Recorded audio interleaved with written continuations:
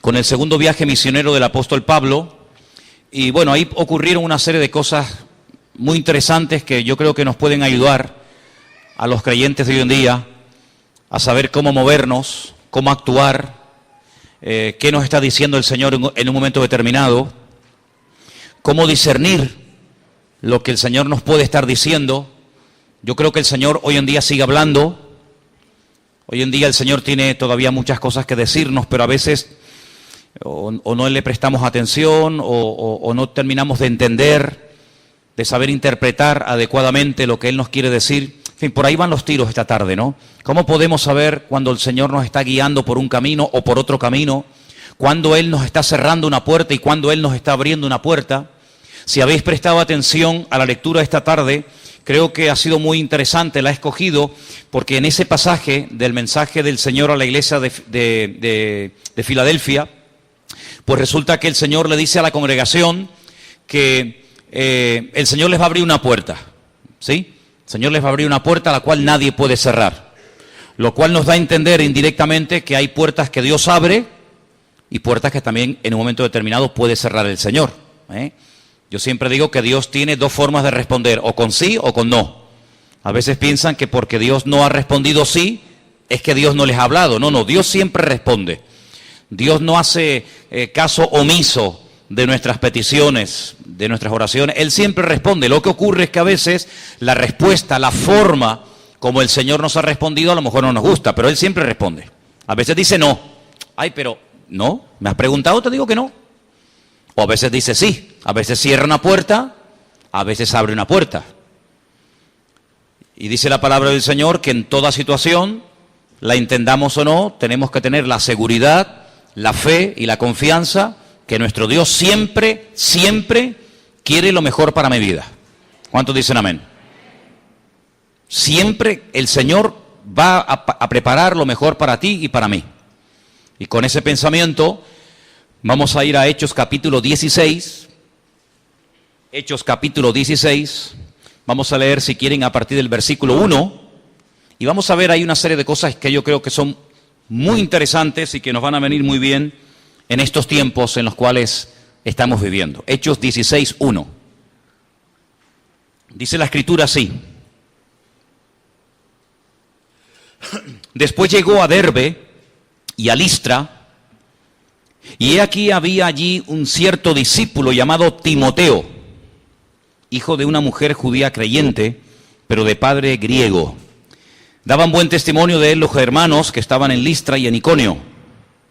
Quiso Pablo que éste fuese con él, y tomándole, le circuncidó por causa de los judíos que había en aquellos lugares, porque todos sabían que su padre era griego. Y al pasar por las ciudades les entregaba las ordenanzas que habían acordado los apóstoles y los ancianos que estaban en Jerusalén para que las guardasen. Versículo 5 dice, así que las iglesias eran confirmadas en la fe y aumentaban en número cada día. Atravesando Frigia y la provincia de Galacia, fíjense lo que dice aquí, les fue prohibido por el Espíritu Santo hablar la palabra en Asia. Prohibido. ¿Por quién? Por el Espíritu Santo. Cuando llegaron a Misia, un poquito más adelante, intentaron ir a Bitinia, pero el Espíritu no se lo permitió. El versículo anterior dice que se lo prohibió y ahora el versículo siguiente dice no se lo permitió. Pasando junto a Misia, descendieron a Troas. Y se le mostró a Pablo una visión de noche. Y un varón macedonio estaba en pie, rogándole y diciendo, pasa a Macedonia y ayúdanos. Cuando vio la visión, enseguida procuramos partir para Macedonia, dando por cierto que Dios nos llamaba para que les anunciásemos el Evangelio. Zarpando pues de Troas, vinimos con rumbo directo a Samotracia y al día siguiente a Neápolis, las nuevas ciudades. Y de allí a Filipos, que es la primera ciudad de la provincia de Macedonia y una colonia. Y estuvimos en aquella ciudad algunos días. Ahora vamos a ver qué cosas empiezan a ocurrir en la ciudad de Filipos. Versículo 13. ¿Me siguen, verdad? Un día de reposo salimos fuera de la puerta junto al río donde solía hacerse la oración. Y sentándonos, hablamos a las mujeres que se habían reunido. Entonces una mujer llamada Lidia, vendedora de púrpura de la ciudad de Tiatira, que adoraba a Dios y estaba oyendo, y el Señor le abrió el corazón de ella para que estuviese atenta a lo que Pablo decía, y cuando fue bautizada y su familia nos rogó diciendo: si habéis juzgado que yo sea fiel al Señor, entrad en mi casa y posad. Y nos obligó a quedarnos. Aconteció que mientras íbamos a la oración nos salió al encuentro una muchacha que tenía espíritu de adivinación. Otras versiones dice espíritu de pitón, la cual daba gran ganancia a sus amos adivinando, no profetizando, que es otra cosa, adivinando. Esta, siguiendo a Pablo y a nosotros, daba voces diciendo: estos hombres son siervos del Dios Altísimo, quienes os anuncian el camino de salvación. Esto lo hacía por muchos días, mas desagradando a Pablo, éste se volvió y le dijo al espíritu: te mando en el nombre de Jesucristo que salgas de ella. Y salió en aquella misma hora. Pero viendo sus amos que había salido la esperanza de su ganancia, prendieron a Pablo y a Silas y los trajeron al foro ante las autoridades. Y presentándolos a los magistrados dijeron: estos hombres, siendo judíos, alborotan nuestra ciudad y enseñan costumbres que no nos es lícito recibir ni hacer, pues somos romanos. Se agolpó el pueblo contra ellos y los magistrados, rasgándole las ropas, ordenaron azotarles con varas. Versículo 23 es tremendo, tremendo. Después de haberles azotado mucho, aquello fue una injusticia terrible, ¿no?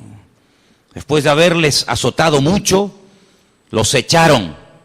Ni siquiera ahí se los pusieron, sino que los echaron, como si fueran perros en la cárcel, mandando al carcelero que los guardase con seguridad, el cual, recibido este mandato, los metió en el calabozo de más adentro y les aseguró los pies en el cepo. Pero, esto es increíble, hermanos, a medianoche, orando Pablo y Silas, cantaban himnos a Dios y los presos les oían.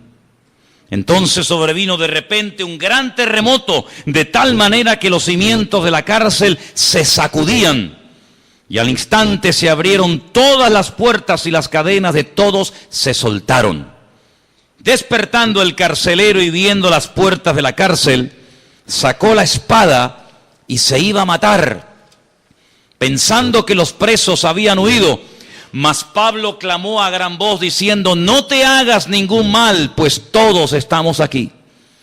Él entonces, pidiendo luz, se precipitó adentro y temblando se postró a los pies de Pablo y de Silas, y sacándolos les dijo: señores, ¿qué debo hacer para ser salvo? Ellos le dijeron: cree en el Señor Jesucristo y serás salvo, tú y tu casa. Y hablaron la palabra del Señor, le hablaron a él y a todos los que estaban en su casa. Y tomándolos en aquella misma hora de la noche, les lavó las heridas y enseguida se bautizó él con todos los suyos. Llevándolos a su casa, les puso la mesa y se regocijó con toda su casa de haber creído en Dios o a Dios. Cuando fue de día, ya estamos en el día siguiente, los magistrados enviaron alguaciles a decir: suelta a aquellos hombres. Y el carcelero hizo saber estas palabras a Pablo: los magistrados han mandado a decir que os suelte, así que ahora salid, marchaos en paz. Pero Pablo les dijo: después de habernos azotado públicamente sin sentencia judicial, siendo ciudadanos romanos, ¿nos echaron en la cárcel y ahora nos echan encubiertamente? No. Por cierto, sino que vengan ellos mismos a sacarnos. Los alguaciles hicieron saber estas palabras a los magistrados, los cuales tuvieron miedo al oír que eran romanos. Y viniendo les rogaron y sacándolos le pidieron que salieran de la ciudad. Entonces, saliendo de la cárcel, entraron en casa de Lidia y habiendo visto a los hermanos, los consolaron y se fueron. Capítulo tan interesante, ¿verdad? Dan ganas de seguir leyendo, ¿no? El libro de los Hechos es lo que tiene. Como es un diario y somos muy curiosos, pues nos da ganas de decir, bueno, ¿y qué pasó? ¿A dónde se fueron? ¿Qué pasó con los hermanos que se quedaron? ¿A dónde fueron después? Es un libro realmente muy, muy bonito, un libro muy interesante, el libro de los Hechos de los Apóstoles. Ahora, en el libro de los Hechos encontramos varios viajes que Pablo hace por mar y por tierra, lo que nosotros llamamos viajes misioneros, viajes que tenían el objetivo de difundir el Evangelio, de llevar la palabra de Dios a otras regiones, a otros continentes, a otras naciones del mundo. Y no fue fácil extender la palabra de Dios. Había lugares donde eran bien recibidos, había otros lugares donde, como hemos visto, los apaleaban y los metían en la cárcel. Había otras ciudades donde les abrían las puertas de par en par. Había otras ciudades donde los echaban como perros. Sí, era todo una lucha realmente en aquellos tiempos difundir la palabra del Señor. Pero dice la palabra del Señor en que el primer viaje que se realiza, el primer viaje, digamos, misionero, es un viaje que Pablo hace con un tal Bernabé y con su sobrino Marcos. La Biblia nos enseña que es la primera vez que se van a otras naciones, a otros países a predicar el Evangelio. Pero hay un momento en ese primer viaje misionero en el que Marcos se va, viendo las dificultades, las persecuciones, en fin, lo difícil que era estar allí al pie del cañón un día y otro día y otro día. Marcos se marcha y pasa el tiempo y Pablo decide hacer otro viaje para visitar a los hermanos que se habían convertido en el primer viaje. Y Bernabé está dispuesto otra vez a ir con él, a pesar de las dificultades que ya habían vivido en el primer viaje. Pero le propone algo. Le propone a Pablo volver a llevar a Marcos, o a Juan Marcos, como la Biblia lo llama. Y Pablo se niega rotundamente. Pablo dice que bajo ningún concepto va a llevar a una persona que en el primer viaje no es que les traicionara, pero siempre a la palabra, a la Biblia, les abandonó. Bernabé insistía, Pablo también insistía, al final dice que hubo un desacuerdo tan grande entre ellos que el apóstol Pablo dice, mira, tú si quieres ir y viajar y predicar la palabra con Marcos, vas por tu camino y yo me voy por el mío. Nunca más, por lo menos la Biblia, el libro de los Hechos, no nos dice que otra vez se volvieron a juntar y trabajaron juntos. La Biblia nos enseña que Marcos se fue con Bernabé a la isla de Chipre, porque Bernabé era de la isla de Chipre, era chipriota, y Pablo se va con un tal Silas, que en algunos versículos se le llama Silvano. Habéis visto en algunos versículos Silvano. Silvano es Silas, es la persona a la cual Pablo le dictaba las cartas. Silas o Silvano las escribía y finalmente Pablo las firmaba y las mandaba, ¿no? Se va con Silas y quiere llegar a lugares donde nunca antes había llegado nadie a predicar el Evangelio. El capítulo 16 empieza hablándonos de algunos lugares a donde él quiere ir, pero es curioso porque hay un momento en el que dice la Biblia que el Espíritu le prohíbe, no le permite ir a, como hemos leído en el versículo 6, a la provincia de Galacia, a Frigia, a predicar la palabra. Pablo no se derrumba, Pablo no se desanima, no dice, bueno, se me ha cerrado esta puerta, el Señor no me deja entrar, me voy a otro lugar, tampoco el Señor le permite entrar. La pregunta que me gustaría que nos hiciéramos leyendo estos pasajes de que no le permitió el Señor entrar, no le permitió hablar, la pregunta es, ¿cómo le impidió? ¿Cómo le prohibió el Señor a Pablo que entrara a un lugar que aparentemente tenía gran necesidad y que no había iglesias ni creyentes en aquella época? ¿Cómo hizo el Señor para que Pablo entendiera que no era el momento de ir a Misia, ni a Bitinia, ni a Frigia, ni a Galacia, sino que tenía que ir en otra dirección? Bueno, realmente la Biblia no lo dice. La Biblia no dice, como después vamos a ver, que tuvo una visión o un sueño, o se le acercó un profeta, como a veces hay casos en el ministerio de Pablo que dice que vino un tal Agabo, que era un profeta, y le dice, mira Pablo, el Señor lo envía con este mensaje para ti, y le da instrucciones y le dice lo que le va a pasar. Aquí no aparecen ni profetas, ni sueños, ni visiones, ni ángeles diciéndole, mira, no vayas aquí o vete por allá, nada. Por lo tanto, podemos dar un poco de rienda suelta a nuestra imaginación y ver qué es lo que se ha opinado y qué es lo que se ha escrito en diferentes comentarios acerca de este episodio. Porque lo que está bien claro es que Pablo y Silas entendieron el mensaje. Lo que está bien claro que Pablo y Silas no se quedaron mirando el uno al otro y dijeron, ¿tú crees que el Señor no quiere que entremos aquí a predicar? ¿Tú crees que el Espíritu Santo nos está cerrando las puertas? ¿Tú crees que realmente Dios es el que cierra las puertas o el que solamente las abre? ¿Tú crees que realmente el Señor nos está prohibiendo entrar aquí? Bueno, lo que está bien claro es que los dos estaban al unísono, como hemos empezado el culto esta tarde, ¿no? Leyendo el Salmo 133, había una armonía entre Pablo y Silas total y absoluta. ¿Entendieron? ¿Captaron el mensaje? ¿Aquí no podemos entrar? Bueno, no pasa nada, vamos allí. Tampoco, pues seguimos. La pregunta la vuelvo a repetir. ¿Cómo ellos entendieron la orden de no ir, de no entrar a esos lugares a predicar la palabra? Hay una opinión que me ha parecido muy interesante y yo la quería compartir con ustedes en esta tarde. No sé si en alguna vez ustedes la han oído o han escuchado a otro pastor, a otro predicador explicar esto, pero yo leí esta semana algo que a mí personalmente me llamó mucho la atención. Y no digo que sea esa la razón, por favor, no quiero decir esto es lo que ocurrió. Pero, ¿por qué no?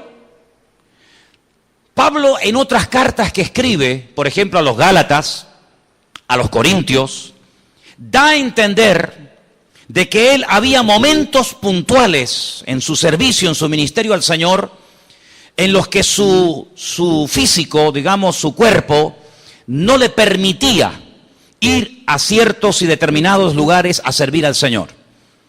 Él emplea una expresión, todos conocéis, ¿no? La famosa expresión, el aguijón, que Pablo tenía un aguijón en la carne.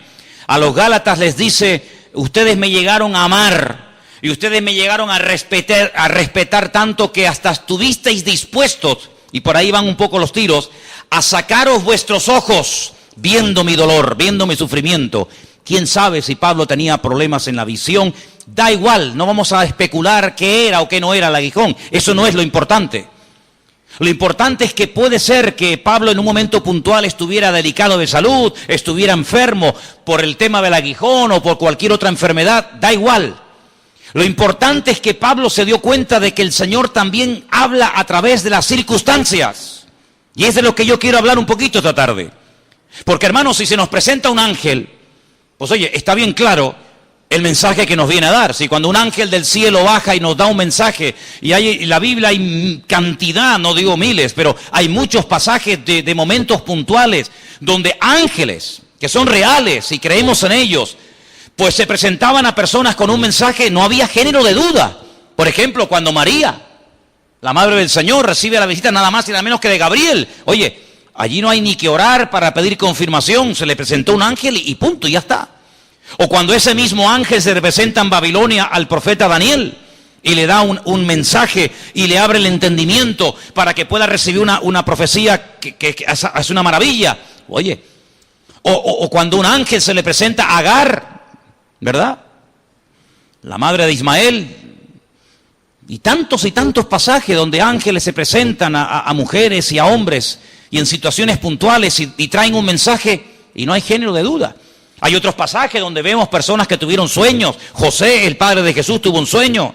Los magos o los astrólogos o los reyes de Oriente tuvieron sueños. Y tantas personas tuvieron sueños. Aún dice que Pilato, su mujer vino un día y le dijo, oye, no toques a este hombre, no te metas con él porque anoche soñé y lo pasé muy mal, Y Dios habla, claro que sí, a través de sueños y de visiones y a través de profetas, pero como en este caso no dice cómo se lo prohibió, cómo le dijo el Señor que no fuera, pues podemos llegar a pensar, y ahora les voy a decir por qué, en qué nos basamos, que en un momento determinado las circunstancias físicas, un problema físico en Pablo, pues tal vez no le dio la fuerza, sino le permitió ir a un cierto y determinado lugar a predicar la palabra. Es decir, él supo interpretar las circunstancias, vamos a decir, físicas en ese momento, la enfermedad, como una especie de mensajero de parte del Señor. Es muy importante leer la Biblia, entenderla y saber interpretarla. Eso lo hemos dicho 1.000.000 de veces en este lugar. Es muy importante leer buenos libros y comentarios y pedir opiniones y tal. Pero también es muy importante, y es algo que tenemos que pedirle mucha sabiduría y discernimiento al Señor, entender que lo que me está pasando, si amo al Señor y estoy en santidad y estoy en línea con el Señor, y subrayo esto, ¿qué es lo que el Señor me está tratando de decir a través de esta circunstancia? No a través de esta visión, no a través de este ángel, no a través de este sueño, sino esta situación familiar, económica, espiritual, física o de la índole que sea. ¿Qué mensaje me está tratando de transmitir el Señor? Porque es mucho más habitual, es mucho más común, es mucho más frecuente que el Señor nos hable a través de las circunstancias que a través de un ángel. ¿Sí o no? No confundamos nunca lo que creemos con lo que puede ser, con lo que verdaderamente es. Si yo les digo a ustedes, ¿cuántos de ustedes creen que ha habido arcángeles, que ha habido ángeles que han descendido del cielo para traer mensajes a personas a lo largo de la historia? ¿Pero usted cree que esta noche se le va a presentar a usted un ángel para traerle un mensaje que nunca a nadie le ha dado a través de la historia el Señor? Pues no, señor, se lo puedo asegurar. Esta noche a usted no se le va a presentar el arcángel, baje la mano porque no es así. Esta noche a usted ni a mí se nos va a presentar el arcángel Gabriel para decirme a mí lo que nunca le ha dicho a nadie en la historia. Ni David, ni Moisés, ni Pablo, nadie lo sabía, pero esta noche viene a mí el Señor y me va a dar una revelación nueva. ¿Creemos que el arcángel Gabriel existe? Sí. ¿Creemos que Dios puede hacer maravillas? Sí. ¿Cuántos creen que el Señor llevó en un carro de fuego vivo, sin morir, al profeta Elías a la gloria? ¿Cuántos lo creen? ¿Usted cree que usted va a ser llevado a la gloria en un carro de fuego sin morir? ¿Se da cuenta que entre la realidad y lo que usted cree hay un abismo? Dios obra a través de la naturalidad. Claro que nuestro Dios es un Dios sobrenatural, pero cuando el pueblo por su madurez, por su crecimiento y por su experiencia sabe discernir, sabe interpretar los sueños, no hace falta milagro. Los milagros son cuando hay una urgente necesidad que no podemos solucionar los seres humanos. Mientras nosotros los seres humanos podamos solucionar el problema, no hace falta un milagro. De hecho, los milagros vienen en momentos puntuales cuando nuestros recursos espirituales, económicos o de la índole que sea, se han agotado. Entonces tiene que venir un milagro. Pero mientras usted pueda hacer algo, hágalo. Mientras hay un gramo de arena que podamos aportar, mientras hay algo que yo pueda hacer, no espere un milagro, porque Dios obra a través de lo natural. Y lo natural es que usted aprenda a discernir la voz de Dios en medio de sus circunstancias. Hay gente que se enfada con Dios, hay gente que se derrumba, hay gente que se desanima, y hablo de creyentes cuando se les cierra una puerta, o cuando el vecino de al lado se mete conmigo, o cuando el trabajo que me ofrecieron no me lo dan, o cuando me enamoré de no sé quién y me dio un portazo, o cuando yo creía que iba a viajar para allá y resulta que no me dieron la visa, y hay tantas circunstancias que rodean nuestras vidas. Y hay personas que lo que intentan es que las circunstancias siempre vayan a su favor. Pero hermanos, no siempre las circunstancias tienen que venir a nuestro favor. A veces las verdaderas circunstancias son las que van en nuestra contra, pero van a favor del viento de Dios. ¿Cuántos dicen amén? Es decir, Pablo no dice, pero Señor, ¿por qué no me dejas ir a Frigia? ¿Por qué no me dejas? No hace falta ni orar, no hace falta ni ayunar, ni reprender, ni hacer espavientos, ni pegar gritos. Las circunstancias no se dan, pues ya está. Vamos a otro sitio. Que no se dan porque mira, estoy enfermo, porque no tengo tiempo, porque no tengo dinero, porque no se ha dado la circunstancia, porque yo estaba esperando la guagua y la guagua no viene. Y si no voy en esa guagua que tenía que haberla cogido hace una hora, pues tengo que esperar un año hasta que venga la otra. Pues gloria a Dios. Todo está bajo el control de Dios. ¿Cuántos dicen amén? No te amargues, no te deprima. Hay gente que pierde más tiempo tratando de explicarse y tratando de comprender lo incomprensible, que en vez de darle gloria a Dios por lo que sí es comprensible y por lo que sí tengo que hacer. ¿Cuántos dicen amén? Oye, que aquel hombre del que me enamoré, o aquella chica de la cual me ilusioné, pues me dio calabaza y pasó de mí, pues gloria a Dios. ¿Sabe Dios lo que me podía haber venido peor en el futuro? Y el Señor me permite llorar una semana para evitarme llorar toda una vida. Ya está, hermanos. No forcemos las cosas. No tiremos las puertas, no manipulemos el ambiente, porque y escuche bien porque esto es muy grave, cuando la persona quiere manipular las circunstancias, cuando quiere manipular los sentimientos, cuando quiere obligar circunstancias a su favor, eso se llama adivinación. Eso se llama rebeldía contra Dios. No acepto la voluntad de Dios, pues yo voy a manipularla y yo voy a ejercer presión para obligar a que se dé una circunstancia que Dios ha dicho no. No hay nada peor que una persona que quiere pelear contra la voluntad de Dios. Si Dios dice no, aunque te haga llorar ese no, no pares de darle gracias al Señor, porque solamente Él conoce el futuro. Y es mejor llorar 3 noches seguidas que llorar toda una vida por haberle llevado la contraria a nuestro Dios. ¿Cuántos dicen amén? No voy a Bitinia, no pasa nada, el mundo es muy grande. No me enamoré, aquel del que me enamoré me dio calabazas, pero hija, ¿tú sabes cuántos millones de hombres hay en el mundo orando por una mujer? ¿Tú sabes cuántos hombres están orando por una mujer? ¿Tú sabes qué grande es el mundo? ¿Cuántas puertas y qué precioso es la vida para que tú te amargues por una circunstancia que te salió al revés de lo que tú creías? ¿No te das cuenta que nosotros nos podemos equivocar, pero que nuestro Dios, como dije al principio, siempre tiene para ti y para mí lo mejor? ¿Cuántos dicen amén? Dios siempre tiene lo mejor. ¿Qué hacemos, Silas? Pues nada, seguimos caminando. Vamos, venga, va, seguimos. Claro, llega un momento en el que ya no puedo seguir caminando. Troas, si os dais cuenta en el mapa, era el último lugar de tierra firme, y si sigo caminando me tiro al agua. Y esa noche, dice el versículo 9, se le mostró a Pablo una visión de noche. Ahora sí dice cómo el Señor le habló. Antes puede ser las circunstancias, las puertas cerradas, que no se ha dado una situación, una enfermedad, da igual. Pero ahora sí dice que un varón macedonio estaba de pie rogándole y diciendo: pasa a Macedonia y ayúdanos. Y ahora dice algo interesante, porque si usted viene leyendo el libro de los Hechos desde el capítulo 1, ahora el estilo cambia radicalmente. Ahora comienza a hablar el autor del libro. ¿Quién es el que escribió este libro? ¿Quién fue? Lucas, es el que escribió el libro de los Hechos. Y ahora, dice en el versículo 10, hay un cambio radical. Dice: cuando vio la visión, enseguida procuramos. De una forma muy diplomática, Lucas se mete en aquella situación, y por eso los comentaristas dicen que probablemente Lucas fue necesario que fuera atender a Pablo por la enfermedad, que me da igual cuál fuera, eso no es lo importante. Y Lucas, sin querer pero queriendo, ¿me explico? Sin querer pero queriendo, se mete en la historia, no como contando algo que le pasó a Pablo y a Silas, sino que ahora dice: procuramos, y ahí se mete sin mencionarse, pero mencionándose, ahí se mete.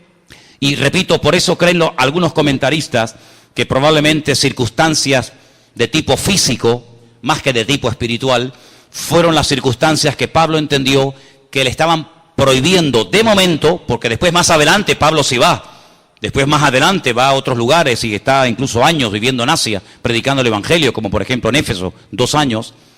Entonces en ese momento el apóstol Pablo tiene una visión de noche y curiosamente dice que vio a un hombre macedonio diciéndole lo que acabo de leer, rogándole más bien: pasa a Macedonia y ayúdanos. Claro, no vamos a entrar a especular, ¿y quién era este hombre? Porque ¿qué más da quien fuera? Pero dejadme que os diga algo. A veces es bueno conocer un poco de la historia que rodea la historia bíblica para poder entender más el contexto del por qué aparecen esas visiones, esos sueños y esas cosas. También quiero decirles, de vez en acá hay personas que ignoraban las Escrituras y por eso tenían que presentarse ángeles, aclararle conceptos que si hubieran tenido la Escritura en aquel momento no hubiera sido necesario la presencia de un ángel. Pero hay momentos en los que Dios habla de una manera porque la circunstancia es la idónea para que se hable así. Dice la palabra, o cuenta, la historia, que hubo un varón macedonio que fue uno de los hombres más famosos de la historia de la humanidad. Y fue nada más y nada menos que Alejandro Magno. Era de Macedonia. Su padre, ¿cómo se llamaba? Filipo. Y su hermana, Tesalónica. Interesante, ¿eh? Fíjate cómo el Señor habla. Un varón macedonio que, dicho sea de paso, tenía un sueño: unir el mundo. Él decía: quiero casar Oriente con Occidente, quiero casar el este con el oeste, para hacer un mundo unido, un mundo nuevo. Pero fracasó. Tal vez fue un principio de globalización, ¿no? Y Pablo entiende que ese varón macedonio que le está rogando en un sueño que pase y que nos venga a ayudar, no es un ángel, es simplemente la figura de un hombre que tal vez por su acento, por su forma de hablar, por el idioma con el que está hablando, por la ropa con la que lleva, es de Macedonia, es de otra cultura, es de otro contexto cultural. Y Pablo entiende que ha llegado el momento, sí, de unir el mundo, pero no a través de guerra y de la espada, sino a través del Evangelio de Jesucristo. Lo que Alejandro Magno intentó hacer en la carne y fracasó, ahora ha llegado el momento de dar un salto al continente europeo y de unir, ¿verdad?, culturas y pueblos, etnias y razas a través del mensaje del reino de Dios, a través de Cristo, del Evangelio, ¿no? Y dice que cuando él abre su corazón y le cuenta a Silas y evidentemente a Pablo, a Lucas, la visión, ellos entendieron que el Señor los estaba llamando. Ahora, si el Señor se le presenta en una visión y le da este mandato, lo más lógico, humanamente hablando, sería que al llegar a la otra orilla, hubiera una multitud de personas que me estuvieran esperando con los brazos abiertos, ¿sí o no? Eso es lo que mucha gente cree.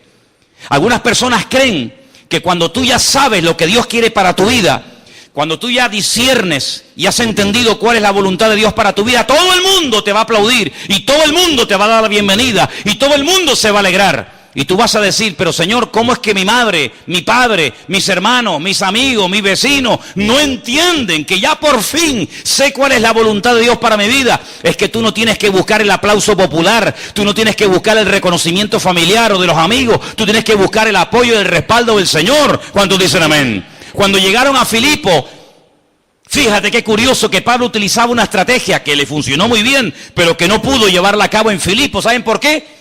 Porque Pablo utilizaba la sinagoga, se iba en día de reposo, en Shabbat, se iba porque utilizaba la sinagoga, él era un rabino judío, como una plataforma para exponer el Evangelio. Para decir: ustedes llevan siglos esperando al Mesías y yo les digo que el Mesías ya ha venido por esto y por esto. Y el Mesías nació en Belén de Judea y su padre se llamaba José y su madre Miriam. Y ahí presentaba el Evangelio y de ahí salían a veces algunas personas pues hablando barbaridades en contra del apóstol, pero también salían otras personas abrazando, ¿verdad?, y creyendo que por fin las profecías se habían cumplido en la figura de Jesús.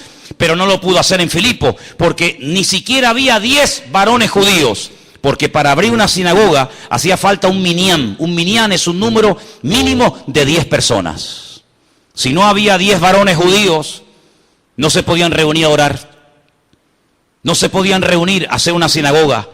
Ahora entienden, cuando el Señor le dice a los judíos: ¿sabéis una cosa? Ustedes insisten mucho en el minyan, ustedes insisten mucho en el número 10. Número 10, si no hay 10 no se puede orar, si no hay 10 no se puede abrir una sinagoga. Yo os digo que si hay 2 o 3 en mi nombre, yo estaré en medio de esa reunión. Y tú te miras y dices: pero estoy yo solo. No, tú nunca estarás solo, tú y el Señor ya sois 2. Por lo tanto, siempre podrás orar en cualquier momento y en cualquier lugar. Que no hay un hermano, 1, 2 y el Señor 3, no. ¿Cuántas veces se le pregunta a un hermano: hermano, ¿estás solo? Dice: no, estoy con el Señor. Pues eso es lo que tú tienes que interiorizar en tu vida. Tú nunca estarás sola, porque siempre el Señor estará contigo a donde quiera que vayas. Entonces, si no hay sinagoga, si no hay una multitud esperándome, ¿qué hacemos, Silas? Bueno, vamos a movernos. Hermanos, hay que espabilar, Hay puertas que se abren y otras puertas que con un pequeño empujoncito en el nombre del Señor se abren. Le preguntaron una vez a un hombre que tiene un apellido muy raro, no me voy a atrever a pronunciarlo, pero se le conoce en la historia como el apóstol de la fe. Le dijeron: oye, cuando tú oras y oras por una situación y Dios no se mueve, ¿tú cómo haces? Dice: pues yo hago que el Señor se mueva. En otras palabras, hay momentos en los que Dios abre el mar rojo para que cruces en medio, Y hay momentos en los que te dice, súbete en la barca y llévame a la otra orilla. Si hay una barca, ¿para qué va a abrir el Señor el Mar Rojo? Pero si no hay barca y quiere que pase, pues tendrá que abrir el Mar Rojo. ¿Cuántos dicen amén? Por lo tanto, aprendan a moverse, aprendan a caminar en la naturalidad, en la sencillez, que Dios está en lo más sencillo. Y a veces estamos mirando para el cielo esperando que vengan, no sé, los cuervos con pan y con carne en el pico. Y el Señor te dice, no, ganarás el pan con el sudor de tu frente. Déjate de cuervos y déjate de estar mirando cosas raras. Llegan a Filipo y se dan cuenta de que hay a las afueras de la ciudad, en un río, un pequeño grupo de mujeres orando. Y allí van. Dice, bueno, no hay sinagoga, no hay multitudes que nos están esperando. No se olviden que ya están en territorio europeo. A mí me impacta mucho la frialdad con la que reciben a estos dos grandes hombres de Dios en Europa. A mí me llama poderosamente la atención cómo les reciben con agresividad. Cómo se recibe con agresividad y violencia el evangelio en Europa. Es como algo que ha marcado, ¿verdad?, a estas naciones durante siglos. Allí se van junto al río, hay un grupo de mujeres. ¿Cuántas había? ¿Cómo se llamaban? No sabemos, pero sí dice la Biblia que había una que se llamaba Lidia. Y mientras ellos hablaban, y mientras ellos utilizaban la circunstancia del momento para predicar el evangelio, la Biblia dice que el Señor tocó el corazón de Lidia, y ella se convirtió junto con toda su casa. Y para que se convierta una familia, primero una mujer y luego su familia, hace falta movilizar a dos hombres de tan lejos, con lo grande que es el mundo y con los millones y millones de personas que todavía no conocen al Señor. Aquí vemos algo tremendo, y es que un alma para Cristo vale todo el tesoro y el oro del mundo. ¿Cuántos dicen amén?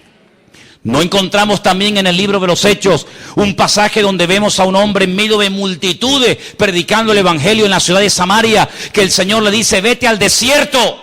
Y este hombre en obediencia, sin rechistar, sin cuestionar la orden, lo deja todo y se va al desierto. Es que hay mucha gente que es capaz de ir a las multitudes, pero muy poquita gente o casi nadie que esté dispuesto a dejar las multitudes y la fama, el reconocimiento y el prestigio para irse al desierto a predicarle no sé ni a quién. Pero ahí estaba Felipe el obediente y se va al desierto a predicarle a uno, al famoso etíope eunuco, funcionario de la reina de Candace de Etiopía, dice la palabra. Sí, el valor de un alma, el valor de un alma. Y allí le predica la palabra y siguen yendo a los cultos de oración. Fíjate cómo el Señor utilizó los cultos de oración para que la primera mujer que se convirtió en Europa se convirtió en un culto de oración. Es interesante, ¿no te llama la atención todo esto? La Biblia dice que mientras iban a las reuniones de oración, una chica, ni siquiera sabemos cómo se llama, era una esclava evidentemente, le salía en el camino a Pablo y a Silas y comenzaba a hacer una publicidad que a Pablo durante varios días no le hizo ninguna gracia. Aquella chica comenzaba a decir, estos hombres son siervos del Dios Altísimo, quien nos anuncian el camino de salvación. Hombre, no estaba diciendo ninguna mentira. Pero la publicidad, quien nos la hace a nosotros, no es el hombre, sino es el Señor. Y dice que desagradando esto a Pablo, se volvió al espíritu, lo reprendió, lo echó fuera, y los dueños de esta chica, de esta esclava, en vez de alegrarse de que por fin esta chica es libre, al contrario, se lanzan contra ellos viendo que ya no tiene ese espíritu de adivinación, viendo que ya no ganan dinero a través de la posesión demoníaca de esta chica. Y ahí viene la historia que hemos leído. Los apalean, los azotan mucho con varas, lo meten en la cárcel, pero estando dentro de la cárcel con las espaldas destrozadas, ni siquiera en esas circunstancias se fueron capaces de taparles la boca. Sino dice que a medianoche comenzaron a orar y comenzaron a cantar al Señor. Ellos no sabían lo que iba a pasar, nosotros lo sabemos porque leemos la historia. Pero ellos no se pusieron a orar y a cantar para que se produjera un terremoto, ¿no? Ellos se pusieron a orar y a cantar para dar gracias al Señor en medio de la circunstancia. ¿Cuántos dicen amén? Y en medio de aquella actitud de gozo y de victoria, el Señor obró un milagro. Pero no lo hicieron para que se produjera un milagro. Es decir, aquí vemos, amados hermanos, mira, obediencia, sometimiento a la voluntad del Señor. Aquí vemos personas que son capaces de ir a un río a predicarle a una persona y que por esa persona siguen yendo semana tras semana, sábado tras sábado, a predicarle la palabra. Aquí vemos a personas que incluso en los peores momentos de su vida, ¿verdad?, no cuestionan la orden que recibieron, no dudan de la visión que un día tuvo, sino que ellos alaban, cantan y oran al Señor en medio de las cárceles. Y hermano, ¿de qué nos quejamos nosotros? ¿De qué nos quejamos si nadie nunca nos ha apaleado? No hemos estado con los pies en un cepo a punto de morir por la causa del Evangelio. Nadie se mete con nosotros, no nos queman los coches, no nos torturan, no nos llevan a la cárcel. ¿De qué nos quejamos? Esta gente tenía millones de motivos para decir, Dios mío, así nos pagas. Lo hemos dejado todo para venir aquí a predicar tu palabra y mira cómo nos pagan. No, hermano, ellos entendieron que hay que a veces pagar un precio tremendo para servir al Señor. Claro, es muy fácil servir al Señor cuando hay aplauso y reconocimiento y todo el mundo te apoya y todo el mundo dice, ay, qué bien, qué bonito, qué guapo, qué inteligente que eres. Pero ahora ellos están solos en una mazmorra con las espaldas destrozadas, pero ellos están alabando, orando y cantando al Señor. Y los presos les oían. No hay ahí lamento, no hay queja, sino hay agradecimiento.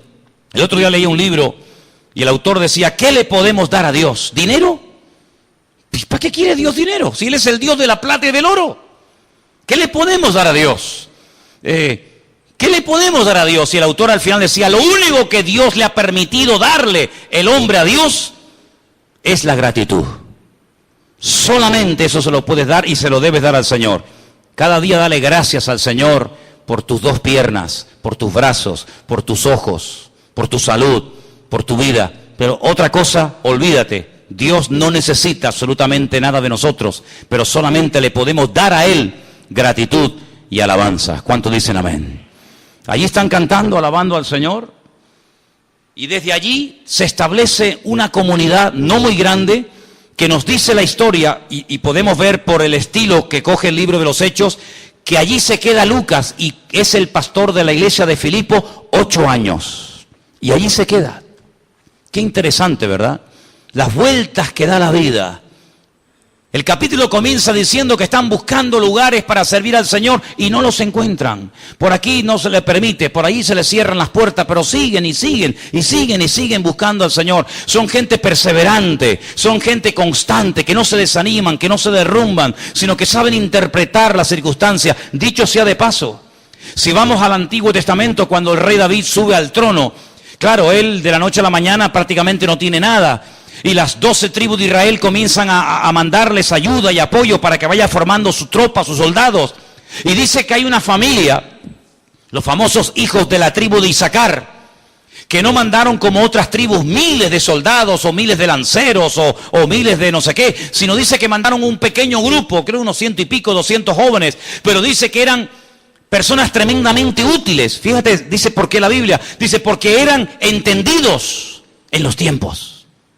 No tenían buena puntería, no corrían mucho, no eran buenos arqueros, buenos flecheros, pero eran personas que sabían interpretar los tiempos y decían, ahora no hay que ir a la guerra, ahora sí hay que ir, ahora hay que comprar, ahora hay que vender, ahora no hay que hacer nada, ahora hay que salir, ahora hay que quedarse. Ellos sabían leer, sabían interpretar los tiempos. Bueno, una de las cosas que el Señor le reprocha a los rabinos de la época suya es cómo es posible que ustedes ven una higuera y por el aspecto físico externo de una higuera podéis más o menos situaros en qué época del año estamos. Por ejemplo, cuando veis que una higuera tiene la rama tierna y comienzan a brotar las hojas, sabéis que el verano está cerca, ¿sí o no? Dice, ¿cómo es posible que ustedes sepan discernir los tiempos y si mañana va a haber lluvia o va a haber sol y ustedes no sepan discernir y no sepan interpretar estos tiempos en los cuales estamos viviendo? Es interesante notar porque Pablo y Silas supieron interpretar las circunstancias. Y yo le pregunto y me pregunto a mí mismo, ¿somos conscientes de lo que está pasando últimamente en el mundo, hermanos? No os dais cuenta. Primero, ¿no tenéis todos la sensación de que los días pasan muy rápido? Pero es que siguen teniendo los mismos minutos. Es decir, una hora son 60 minutos, un día son 24 horas, Una semana son 7 días. Sí, ya lo sé, ya sé que el año tiene los mismos días, los mismos meses, las mismas semanas, pero a mí se me pasa la semana, el mes y el año, que yo digo, Señor, si ya estamos en septiembre, se nos fue el verano, aunque sé que estamos todavía aquí sufriendo los rigores del verano, ¿no? Pero ahora ya empiezan los niños las clases. Dentro de poquito empezarán en la iglesia otra vez los famosos ensayos de la obra de la Navidad, ¿no? ¿Qué te parece? Y se nos fue otro año. Pero es que lo mismo dijimos el año pasado. Yo me acuerdo que el año pasado más o menos por esta fecha dijimos, hermano, ¿cómo se nos ha ido el 2014? Pero es que me acuerdo que también lo dije el 2013. Y cuando nos demos cuenta, estaremos en el 2016 y otra vez el ciclo. Pero ¿saben que esto es bíblico? ¿Saben que esto es bíblico? Vamos a leerlo. Mateo capítulo 24. Mateo capítulo 24 dice algo muy interesante acerca de esto. El versículo 22, Mateo 24, 22.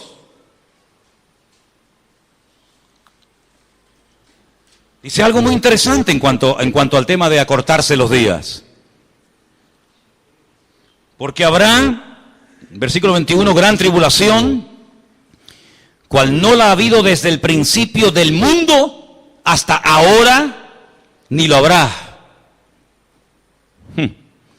Y si aquellos días no fuesen acortados, nadie sería salvo, ni tú ni yo. Fíjate, mas por causa de los escogidos, aquellos días serán acortados.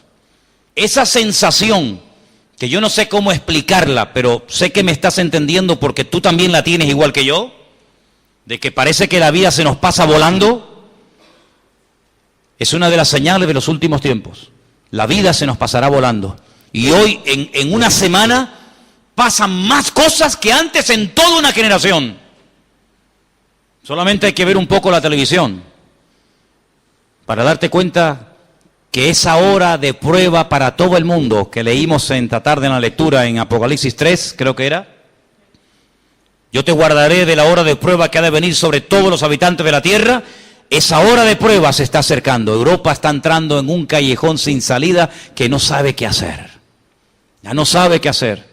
Los países árabes, ricos, multimillonarios, se matan de la risa diciendo, vamos a tirarles a los europeos el muerto, que ellos los atiendan, que ellos les den acogida, cuando sus hermanos de Qatar, de Doha, de Emiratos Árabes, naciones con un poder económico espectacular, no le abren ni una puerta a los miles y miles de hermanos musulmanes y árabes que están huyendo a otras naciones, pero que ellos en sus fronteras no los quieren. Tremendo, ¿no? ¿Pero por qué? Porque la Biblia profetiza que en los últimos tiempos Europa se colapsará. Europa llegará a un punto en el que ya no tendrá recursos para atender a tanta gente. Europa llegará a un momento en que ya llegará a un límite en el cual ya dirá, ya no podemos más. Aunque recogiéramos ahora a 1 millón, a 2 millones, a 5 millones de personas que no son emigrantes, son refugiados, que es otra cosa completamente diferente. Aunque recogiéramos a 5 millones, todavía quedarían 50 millones más por ser atendidos. Es decir, la necesidad será mucho más grande que la ayuda que podamos dar. Antes pasaba una cosa puntual en un país y se pegaban las televisiones, los medios de comunicación, un mes hablando de la hambruna o hablando de la guerra civil de no sé qué país, de África. Ya hoy en día hay tantas noticias, tantas tragedias, tantos follones en todas partes, que ¿a dónde apuntamos? A Siria, no, a Egipto, no, a Jordania, a Gaza, a Israel. ¿A dónde miramos? Llegará un momento en el que el mundo, hermanos, quebrará y está a punto de aparecer, o se está gritando urgentemente por una respuesta a nivel global, porque ya el problema de los alemanes también es nuestro, y el problema del italiano es el del griego, y el problema del griego es del español, y el problema del español es del suizo, y el problema del suizo es el del portugués. Ya no es que ya no me atañe a mí, no, ahora todo nos afecta, y por eso se está gritando, se está clamando por un levantamiento de alguien con sabiduría, con idea fresca, con savia nueva, que diga, Señores, esto es lo que hay que hacer. Y te puedo asegurar de que el mundo está clamando a gritos porque venga el personaje que nosotros sabemos quién es y cómo se llama, y que aparecerá de un momento a otro y le dirá a Europa: tranquilos chicos, lo que hay que hacer es esto, esto, esto y esto. ¿No os dais cuenta de que hay como un trasvase de personas de Oriente a Occidente? Es interesante, ¿no? Occidente quiso conquistar el Oriente, pero sin embargo ahora se le vuelve la pelota en contra y son los países del Oriente, los que están tratando de meterse en Europa, y todo está controlado por el poder de Dios. Dios sabe cómo mover las multitudes y Dios sabe cómo mover todo. Así que, amados hermanos, tenemos que leer mucho en los últimos tiempos, no solamente la Escritura, sino aprender a leer lo que está pasando a nuestro alrededor, porque el Señor está hablando a la iglesia y al pueblo de Dios como nunca antes. ¿Cuántos dicen amén? Mateo capítulo 24, del 37 al 39, dice así. Mateo 24, del 37 al 39. Como en los días de Noé, así será la venida del Hijo del Hombre. ¿Y a qué te refieres, Señor, cuando dices eso?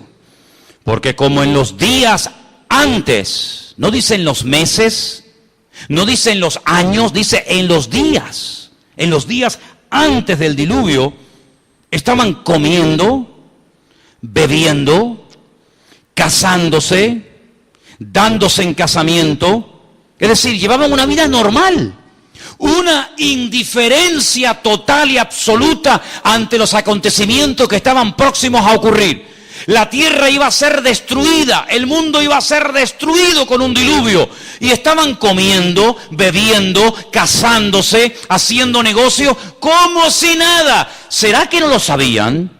¿Será que no tenían suficiente información? Porque claro, cuando uno no tiene información no sabe cómo actuar. Mira a Nehemías, en cuanto él recibe una información de los que vienen de Jerusalén, el hombre lo pasa fatal, porque ya recibió la noticia y ya sabe la información. ¿Será que en la generación de Noé la gente vivía en la más absoluta ignorancia y no sabían nada? No, la generación más evangelizada de toda la historia de la humanidad, donde todo el mundo sabía lo que iba a pasar, fue la generación de los tiempos de Noé. Porque tampoco eran tantos. Y Noé se encargó durante 120 años evangelizar uno por uno, diciéndole por qué construía aquel barco, qué objetivo tenía, qué es lo que iba a ocurrir, etcétera, etcétera. Pero sin embargo reinaba la indiferencia. Y déjeme que haga un paréntesis. Yo creo que el gran pecado, la gran debilidad del ser humano hoy en día, y nos incluimos los creyentes, es la indiferencia. Sí, hermanos, es la indiferencia. Somos capaces de estar comiendo, viendo las tragedias o las desgracias ajenas, y lo máximo que podemos tal vez llegar a decir es pobrecito, no, pobre gente, ¿no? Pobre gente, pero ya está, de ahí no pasamos. La gran indiferencia de los tiempos de Noé será la característica de los últimos tiempos, aparte de otras muchas cosas que ahora veremos. Dice, no entendieron. Sabían, habían oído, pero no entendieron. Hasta que vino el diluvio y se los llevó a todos. Así será también la venida del Hijo del Hombre. Es decir, el mensaje fue dado, pero dice, no lo entendieron. ¿No te ha pasado? Y seguramente algunos dirán que sí. ¿No te ha pasado que has hablado con una persona más o menos inteligente, capaz de comprender en palabras sencillas el Evangelio o tu testimonio, y parece como que chocas contra una pared? Háblale después de política, es capaz de opinar y de rebatir y si esto y lo otro. Háblale de fútbol, háblale de economía, háblale de corrupción, háblale de mujeres, háblale de lo que tú quieras, de todo entiende y opina. Pero cuando le habla del Evangelio, ese catedrático, ese abogado, ese arquitecto, esa persona con 2 dedos de frente, no se entera, no entiende. Y se queda como, pero tú no eres la que acaba de salir de una clase de biología marina. Tú no eres la que ha salido de dar una conferencia ahora y has explicado, ¿verdad?, el cosmos y el universo. Y ahora te hablo de la sencillez del Evangelio, que es creer en Cristo para salvarte. Y no te enteras de nada. es otra de las características de los tiempos de Noé, la indiferencia, la torpeza espiritual y algo más grave todavía, que ya ha comenzado y no hay marcha atrás. Pero tengo que llevarles a Génesis, si me permiten. En el libro del Génesis, el capítulo 6, verso 5, dice así. Capítulo 6 habla de los días de Noé. Y con este versículo quiero terminar esta tarde. Génesis 6:5 dice: vio el Señor que la maldad de los hombres era mucha en la tierra, y que todo designio, toda inclinación, toda tendencia de los pensamientos del corazón de ellos era continuamente mal. Indiferencia, torpeza, por llamarlo de alguna manera, espiritual, y violencia. Se ha desatado una ola de violencia en el mundo sin precedentes, hermanos.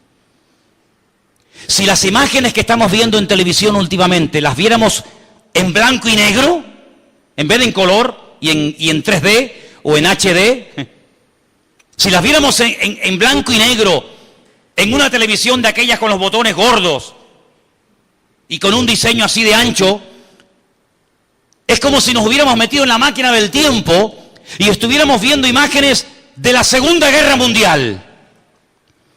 Mujeres llorando, niños despavoridos, gente muriendo de hambre, bombardeos por aquí, ciudades destruidas por allá, gente decapitada por aquí, violencia y agresividad, pero no son en blanco y negro las imágenes que nos están poniendo, son imágenes en color, son imágenes que nos dan los periodistas que están a 20 metros de la tragedia y que están viendo cómo allí se mueren, pero a este lado de la valla hay comida y hay ordenadores y hay de todo tipo de tecnología, mientras que al otro lado se muere la gente como perro. Y nadie siente nada, sino que ese que hace esa fotografía, sí, ¡ay, qué bonita fotografía! Se ha ganado millones de euros porque ha vendido esa fotografía a los grandes medios de comunicación, y encima de la tragedia y de la muerte está ganando millones, porque es lo que gana una persona cuando tiene una exclusiva de una fotografía o de una imagen única en el mundo. Es impresionante la hipocresía, ¿no? Es impresionante la insensibilidad de los corazones, la agresividad, la violencia. Padres que se levantan contra sus hijos y los descuartizan a pedazos, como hemos oído en este verano. Hijos que se levantan contra sus padres. ¿Y qué más se puede ver que ya no hayamos visto? Pues hermanos, lamentablemente o afortunadamente, esto no ha hecho más que empezar. Y los que hemos leído la Biblia durante años y años y años, y dentro de pocos años llevaré una generación predicando el Evangelio. Una generación son 40 años, llevo 30 y pico, me quedan pocos años para decir, he predicado el Evangelio durante toda una generación. Nunca hemos visto, hermano, tanta insensibilidad y tanta agresividad y tanta violencia en el mundo como de un año a esta parte. Países que nunca más volverán a levantar cabeza. Países que ellos mismos han destruido.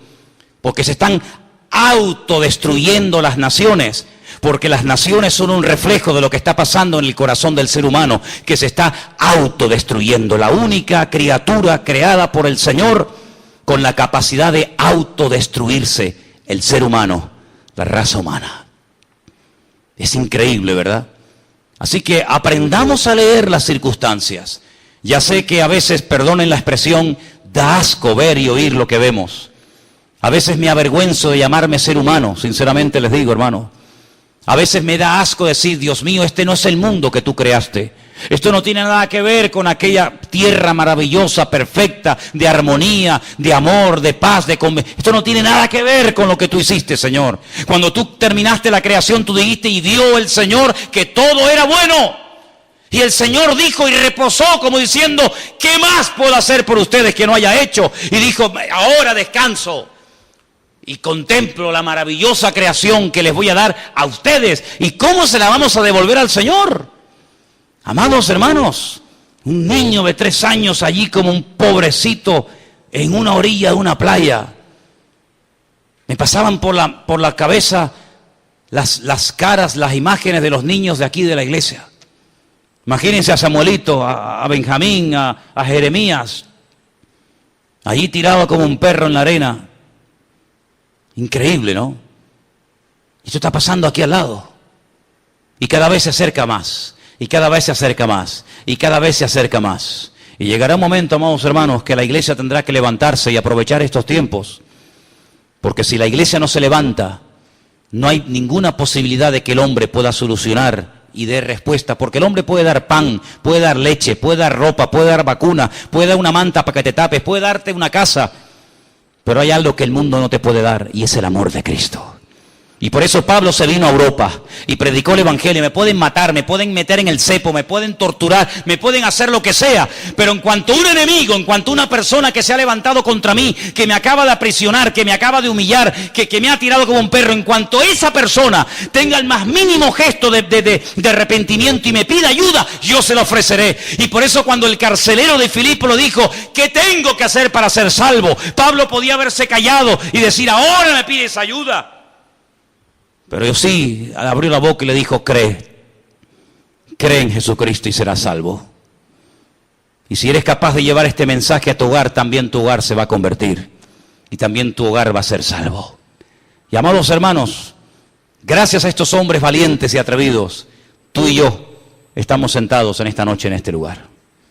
Si no hubiera sido por esta gente que se jugó la vida y entregó la vida al final por el evangelio, ni usted ni yo podríamos estar en esta tarde con su palabra en la mano, con el gozo del Señor en el corazón y alabando y cantando a nuestro Dios. Es decir, que bendita sea la hora de que aquellos hombres se la jugaron para traer el evangelio a este lugar, y a través de ellos se extendió la palabra por todas partes de la tierra. Pero no te olvides que ya no tenemos ni a Pablo, ni a Sila, ni a Bernabé, ni a Timoteo, ni a Tiquico, ni a nadie de ellos entre nosotros. Pero ahora estamos tú y yo, para que tú le digas a ese vecino que a lo mejor esta noche, si no le habla, se tira mañana por un puente, ¿sabe Dios? O aquella persona desesperada, o aquella persona destruida. Ahora estamos tú y yo para decirle al mundo, si creéis en Jesucristo, si le entregáis vuestras vidas al Señor, vuestras vidas van a cambiar completamente. ¿Cuántos dicen amén? Vamos a orar, hermanos. Aprenda a leer las circunstancias. Aprenda a captar el mensaje en medio de las circunstancias. Esa es la conclusión del mensaje. Aprenda a leer el mensaje en medio de las circunstancias. Cada circunstancia oculta un mensaje, es como una careta. El mensaje viene disfrazado, el mensaje viene implícito en las circunstancias, pero hay que desenmascarar, hay que descubrir el mensaje oculto. Es como esos jueguecitos de los niños que tienen un regalo, pero hay que abrirlo para descubrirlo. Cada circunstancia de la vida tiene un mensaje oculto. No lo descartes, no lo deseches. Porque Dios está hablando hoy en día a su pueblo más claramente que nunca. Que el Señor nos ayude a ser agradecidos. El que tiene oído para oír, que oiga lo que el Espíritu dice a la iglesia. Abre tus oídos a la voz de Dios. Déjate usar por el Señor. Sé sensible a las cosas del Señor.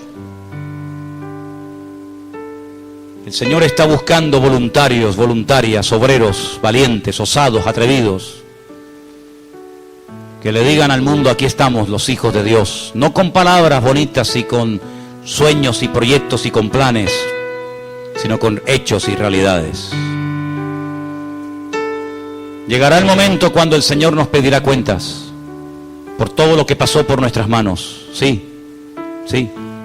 Llegará el momento en el que Dios nos pedirá cuenta por los recursos que puso un día en nuestras manos. Llegará un momento en el que el Señor nos pedirá cuentas por la juventud que no usaste, por el tiempo que no invertiste. Llegará el momento cuando el Señor dirá, ¿hallará fe en la tierra el Señor cuando venga? Tremenda pregunta, ¿verdad? Señor, aquí estamos delante de tu altar en esta noche. Gracias por la valentía de Pablo. Gracias por la valentía de Silas. Hombres valientes que fueron capaces de cantarte en medio del dolor, en medio de la angustia. Te alabaron y te adoraron a ti, Señor. Bendito seas. En esta noche queremos pedirte, Señor, que tú nos ayudes a serte fiel en esta hora tan difícil que está atravesando la tierra. Y nos agarramos a esa palabra que tú nos dejaste en tu escritura. yo conozco tus obras. He aquí pongo delante de vosotros una puerta abierta, la cual nadie puede cerrar. Porque aunque tienen poca fuerza, habéis guardado mi palabra y no habéis negado mi nombre. Y por cuanto habéis guardado la palabra de mi paciencia, yo también les guardaré a cada uno de ustedes de la hora de prueba que ha de venir sobre el mundo entero para probar a los moradores de la tierra. El Señor nos dice hoy a nosotros a través de su bendita palabra: he aquí yo vengo pronto. Escúchalo, iglesia del Señor, he aquí yo vengo pronto. Retén lo que tienes para que ninguno tome tu corona. Al que venciere, solamente al que venciere, yo le daré columna en el templo de mi Dios. Nunca más saldrá de allí.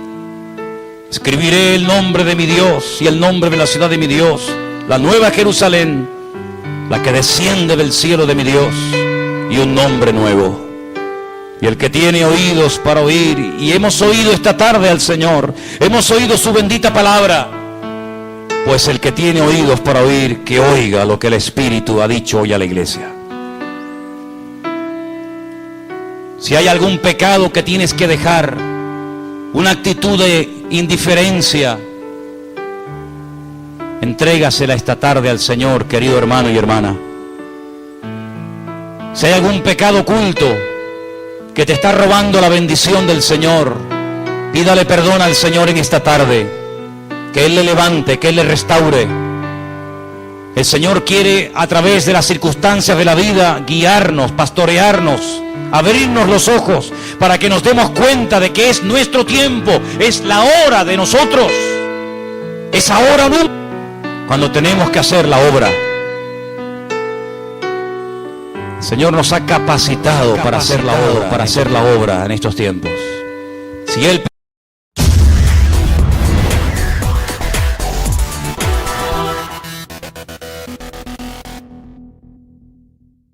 vamos a pedir que el Señor en esta tarde nos muestre algunas cositas interesantes acerca de su palabra y sobre todo lo que les acabo de decir, hermano.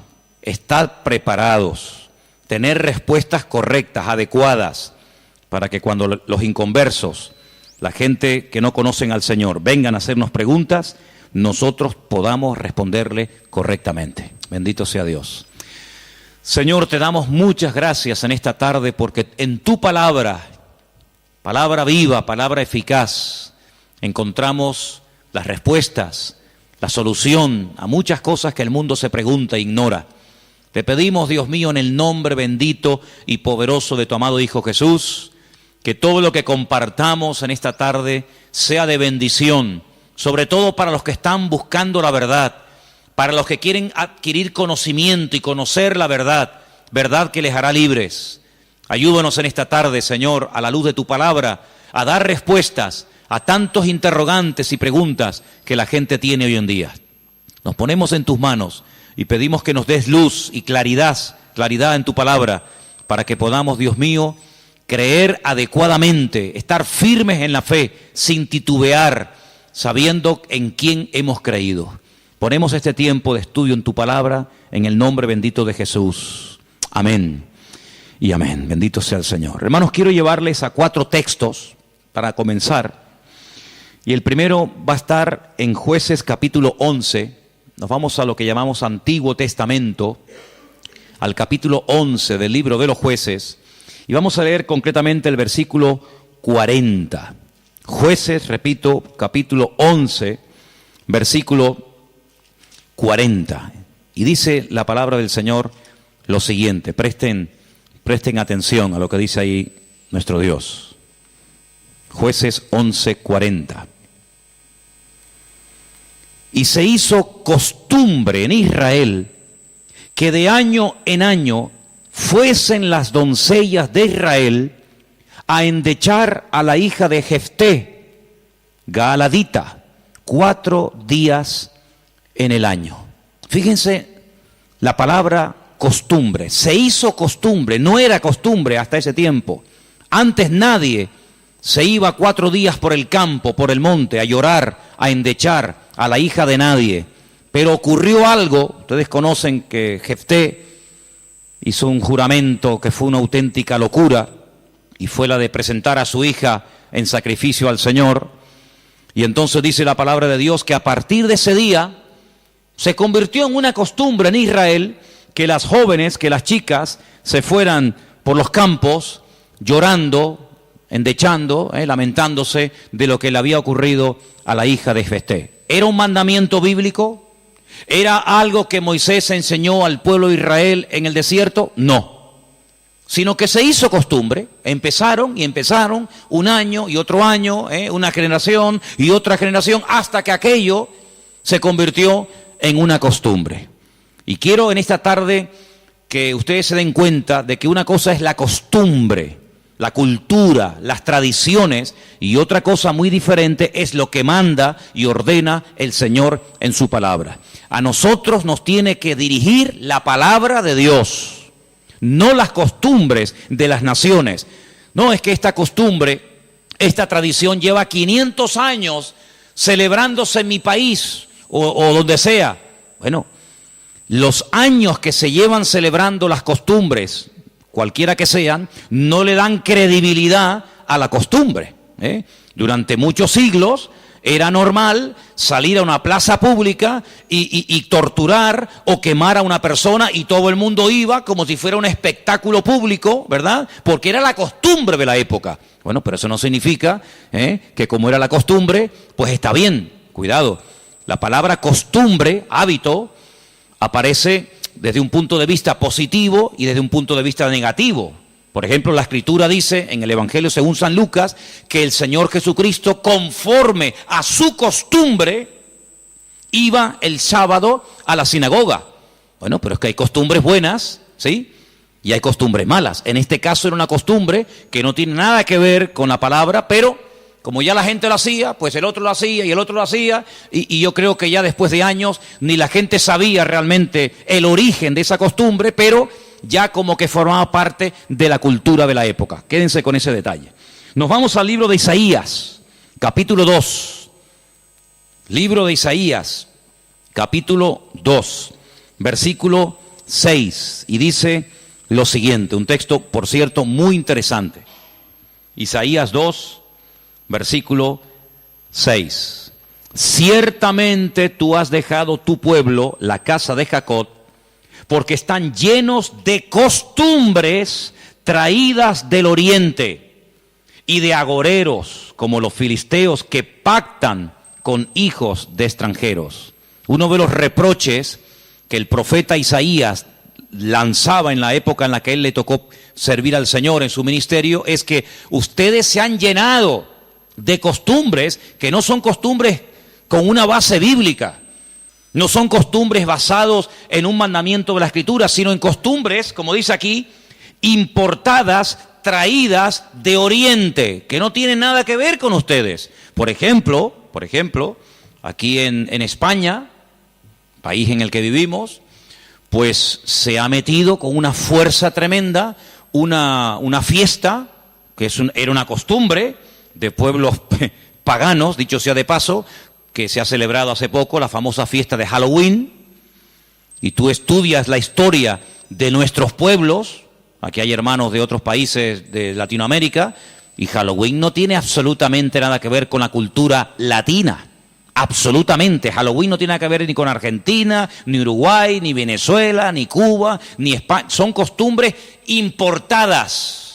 Costumbres que no tienen nada que ver con nuestra cultura, pero a base de repetirlas y practicarlas un año y otro año, como que ya forman parte de una de las muchas fiestas que hay a lo largo del año. Eso precisamente es lo que dice el profeta Isaías en su época. Ustedes han abierto la puerta y se han llenado de costumbres traídas de Oriente, que no tienen nada que ver con ustedes.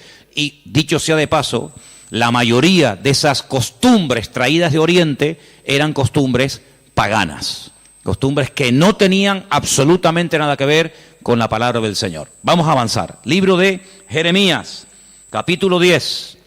Jeremías, el capítulo 10, leemos lo siguiente. Versículo 3. Jeremías 10, versículo 3. Miren qué texto tan interesante. Porque las costumbres de los pueblos son, ¿qué dice ahí? Vanidad. Vanidad de vanidades, decía el predicador. Las costumbres de los pueblos son vanidad. Y ahora habla acerca de la idolatría, que era una de las costumbres, no del pueblo de Dios, sino de los pueblos paganos. Ahí la palabra pueblos es la palabra goyín. La palabra goyín significa naciones. Cuando se habla de Israel, se menciona Israel, para que no haya género de duda.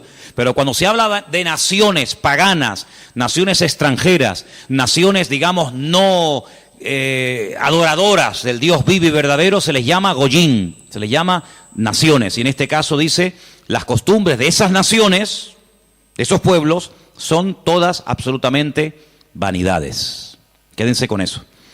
Vamos a leer un versículo en Ezequiel, profeta Ezequiel, un libro que no sé por qué no se suele leer mucho, pero tiene textos y historias muy interesantes. En el capítulo 11 de Ezequiel, el capítulo 12, dice así: sabréis que yo soy el Señor, porque no habéis andado en mis estatutos, ni habéis obedecido mis decretos, sino que según las costumbres de las naciones que os rodean, habéis hecho.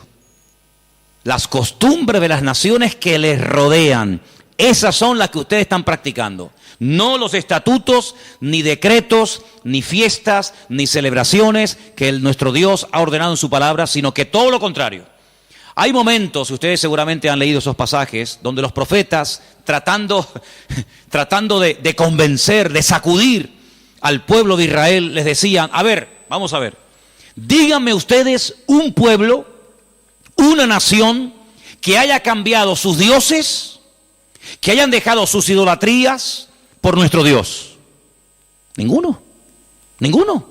Los egipcios, mira que vieron milagros los egipcios, porque las famosas 10 plagas de Egipto eran milagros, eran demostraciones del poder de Dios, ¿sí o no? Totalmente. Dejaron los egipcios, al convencerse de que sus dioses no servían para nada, que hicieron el ridículo. Dejaron los egipcios su idolatría para creer en el Dios de los hebreos, en el Dios de Moisés, ¿sí o no? Para nada. Es más, cuando salen de Egipto, ¿qué hace el faraón? Vamos a perseguirlos, vamos a atraparlos y llevarlos otra vez a Egipto para que sean nuestra mano de obra. No se convirtieron, no se arrepintieron. Y mira que vieron la gloria de Dios, un río lleno de sangre. Bueno, eso es algo tremendo. Cruzaban la calle y allí la gente tenía luz y alegría y vida. Y a este lado, muerte, los animales se morían llenos de úlceras, llenos de llagas, miseria, pobreza, muerte. Oiga, aquí hay una diferencia. Esta gente pinta con sangre de cordero las puertas de la casa y no se muere nadie. Y nosotros, los poderosos egipcios, incluido el faraón, se mueren todos los primogénitos. ¿Te parece poca diferencia? Y así podríamos hablar de otras, ¿verdad? Se convirtieron, dejaron su idolatría por el Dios de Abraham, de Isaac y de Jacob. No. Daniel, en Babilonia, ¿cuántas veces vieron la gloria de Dios a aquella gente? Vieron a Daniel sobrevivir toda una noche y no ser atacado por los leones cuando lo metieron en el foso. ¿Se acuerdan, sí o no? Vieron a aquellos 3 jóvenes que les habían cambiado el nombre, que no se quemaron dentro del horno de fuego. ¿Cambiaron? ¿Recapacitaron? Ninguno. Dice, ¿cómo es posible que ustedes habéis podido comprobar que ninguna nación ha dejado sus dioses, su paganismo, para creer en nuestro Dios, y sin embargo ustedes sí lo han hecho? Dejaron al Dios vivo y verdadero para adorar a Moloch, a Milcón, a Astaroth, a Acera, a Baal. ¿Cómo puede ser eso? Pues eso fue lo que pasó. Ellos cambiaron al Dios verdadero por aquellos dioses, y dice el profeta Ezequiel en este pasaje: todo eso que habéis hecho son las costumbres de las naciones que les rodean, pero ustedes, en vez de influenciarles a ellos que ellos se conviertan a ustedes, ha pasado todo lo contrario. Ustedes se han terminado convirtiendo a ellos. Han adoptado su forma de vivir, su forma de adorar, su forma de cantar, su forma de comportarse. Y esto es algo realmente increíble, porque esto no ha pasado nunca, nunca en la historia de la humanidad. Una nación ha dejado el paganismo, ha renunciado 100% a toda esa mentira y ha abrazado la fe única y verdadera. Sin embargo, ustedes tenían al verdadero y lo han abandonado. Otros profetas utilizaban el término han adulterado, han sido infieles a vuestro Dios. ¿Para adorar a quién? Al Dios de las moscas, al Dios de los excrementos, como hay por ahí un Dios también en la Biblia que se llama el Dios de los excrementos, para adorar a las criaturas en vez de adorar al Creador. Increíble, increíble. Entonces, los profetas que hemos leído, Jeremías, Isaías, Ezequiel y también en el libro de Jueces, dicen que todo eso, esas costumbres son todas vanidades. Y entonces nosotros como creyentes, que hemos, como dice la Biblia, pasado de muerte a vida, cuando nos convertimos al Señor, cuando salimos de donde hemos salido cada uno, pues tenemos con el paso del tiempo que no solamente decirle al Señor, Dios mío, gracias por haberme salvado, gracias por haberme perdonado los pecados, sino que quiero también pedirte, quiero que me ilumines, porque a lo mejor de mi antigua vida, cuando yo no te conocía, cuando andaba en la ignorancia, cuando estaba en la idolatría, en las costumbres que practiqué yo y mi familia durante toda la vida, Señor, quiero que tú me ilumines, por si acaso todavía puede ser que en mi vida, en mi familia, en mi forma de hablar, de pensar, de vestirme, etcétera, etcétera, todavía quedar algo que no está bien, pero que como lo hace todo el mundo, pues no parece que sea tan malo. Porque si os dais cuenta, hermanos, hay cosas que se hacen hoy en día que están mal. Pero sin embargo, como las hace todo el mundo, no se ven mal. Por ejemplo, a mí una de las cosas que me llama la atención, cuando voy a lo mejor a algún supermercado, es que de un tiempo a esta parte, en la parte donde está todo lo que es los puros y los cigarrillos y todo esto, es increíble. ¿Os habéis dado cuenta lo que ponen como advertencia en las cajas de cigarrillos? El cigarrillo mata, el cigarrillo produce enfermedades pulmonares, cáncer y esto y lo otro. Pero ¿quién hoy en día iría por la calle poniéndole una multa a una persona por fumar? Nadie. ¿Por qué? Porque como lo hace todo el mundo, ya forma parte de una vida normal, pues no se ve tan mal. Pero cuidado, el que lo haga mucha gente no significa de que esté bien, ¿sí o no?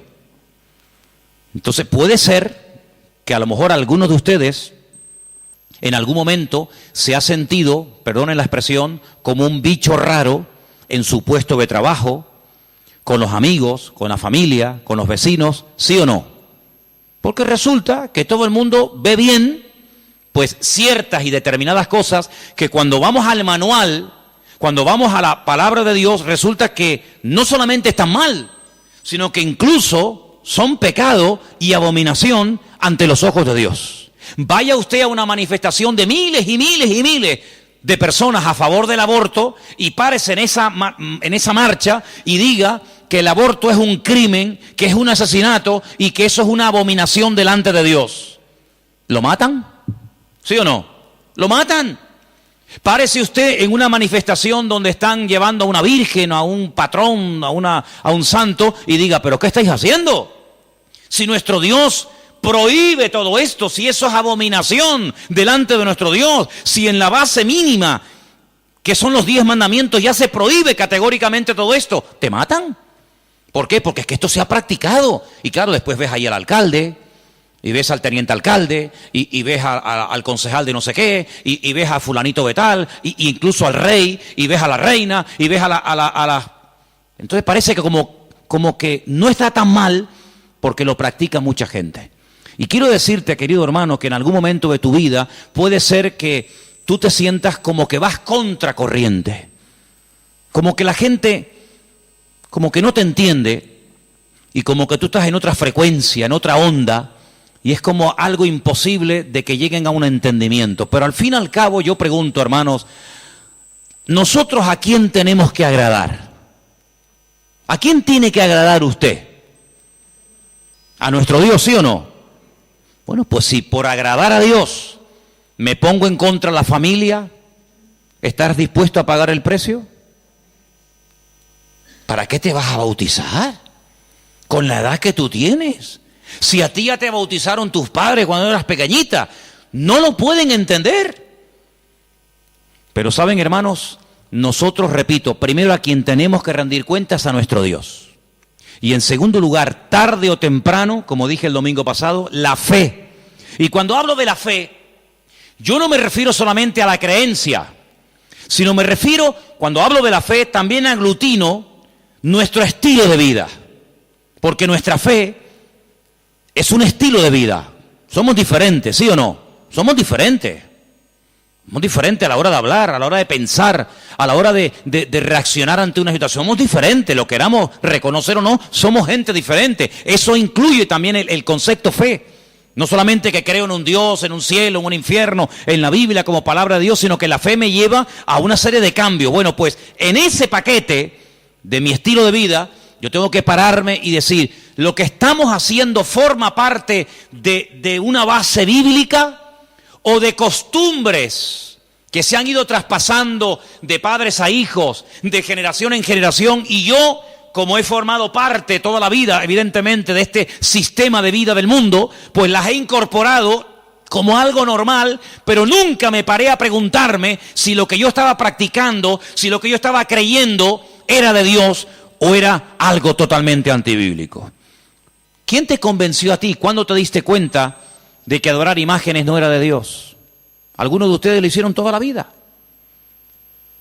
Pero llegó un momento en el que dijiste, esto no es de Dios, ¿sí o no? El que fue ladrón, el que fue drogadicto, el que practicó la prostitución o cualquier otro pecado. Hay un momento en la vida en el que a la luz de la Escritura, oyendo los mensajes, las predicaciones, leyendo la Biblia, el Espíritu, ¡pam!, te golpeó, ¿sí o no? Te tocó y dijiste, que va, yo no puedo seguir por este camino. Y cuanto más profundices en la Biblia, cuanto más profundices en la palabra, te das cuenta de que uno tiene que cambiar en todo, en todo. Forma de hablar, a veces, ¿por qué no decirlo?, hasta en la forma de vestir, ¿sí o no? Hombre, vamos a ver, si por ejemplo una chica que está ejerciendo la prostitución esta tarde se convirtiera al Señor, seguramente la forma como esa chica se viste, que está diseñada para seducir, para atraer, para llamar la atención, pues cuando esa chica se convierta al Señor, lo más probable es que el Espíritu le ponga en su corazón que la forma como viste, pues es una forma que tiene una finalidad, pero que esa finalidad en absoluto la tengo que llevar a cabo en un culto. Por lo tanto, seguramente, en un momento determinado, el Señor le pondrá en su corazón, oye, vístete un poco más decentemente, más ¿sí o no? Seguramente que sí. Y el que toda la vida ha estado robando o toda la vida ha estado haciendo daño, seguro que el Espíritu le va a hablar en ese área de su vida. Pero luego hay otras cosas, como hemos leído, costumbres, que como que no las vemos tan mal. Y hemos visto a la luz de la palabra de Dios, solamente les di 4 textos, están ahí grabados por si los quieren después volver a leer. 4 versículos donde tenemos que analizar y preguntarnos las costumbres, no los mandamientos. Las costumbres que estamos llevando a cabo son bíblicas, son de Dios. Y ahora vamos a pasar al tema que la gente nos pregunta mucho por internet. ¿Qué opinan ustedes acerca de estas fiestas navideñas? ¿Puede un cristiano? ¿No puede un cristiano? ¿Está bien esto? ¿Está bien aquello? Bueno, lo primero que tenemos que partir de la base es la siguiente. Nadie, absolutamente nadie, desde que el cristianismo o desde que Cristo vino a este mundo, y mira que lo han intentado, nadie sabe exactamente el día en el que nació el Señor Jesucristo. Nadie. A lo largo de la historia se ha especulado, incluso, si ustedes se meten a estudiar este tema, incluso algunos llegaron a predicar y a enseñar en sus respectivos congregaciones o ministerios que Jesús nació entre marzo y abril. Otros entre septiembre y octubre. Y así diferentes opiniones.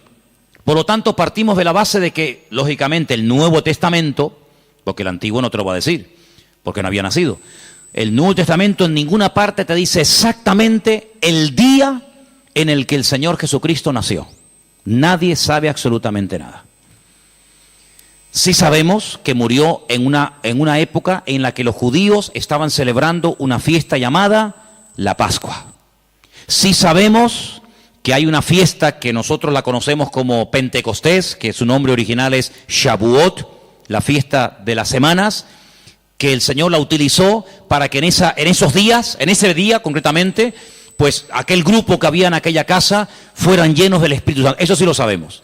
También podemos saber con exactitud que el Señor Jesucristo, la noche que fue entregado y en ese lapsus de entre una hora y otra, y fue a ser crucificado, se estaba celebrando la fiesta de los panes sin levaduras que se unía a la de la Pascua. Todo eso está clarísimo.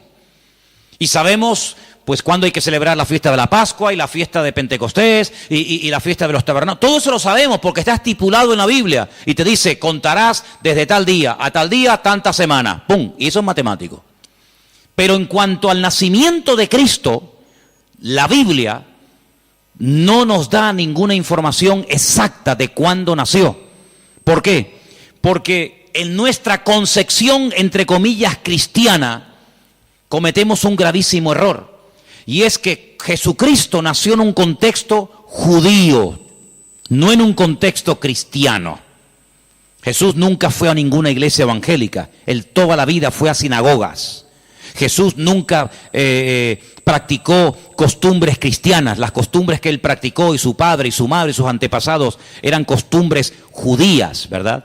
Por lo tanto, para nosotros se comienza a contar desde el nacimiento del niño, y dice, bueno, el niño nació el 2 de octubre. Pues al año que viene, el día 2 de octubre, el niño cumple un añito. ¿Sí o no? En la mentalidad judía no se cuenta el tiempo así. En la mentalidad judía, en el momento en el que la mujer sabe que está embarazada, en el que la mujer sabe perfectamente que sí o sí está embarazada, ahí se empieza a contar. No a partir del nacimiento a los 9 meses, ¿me entendéis? Por lo tanto, ya empezamos mal. Es como, por ejemplo, cuando nosotros decimos, bueno, ahora mismo aquí en Tenerife tenemos las 8 en punto de la noche. A las 12:01 será día viernes.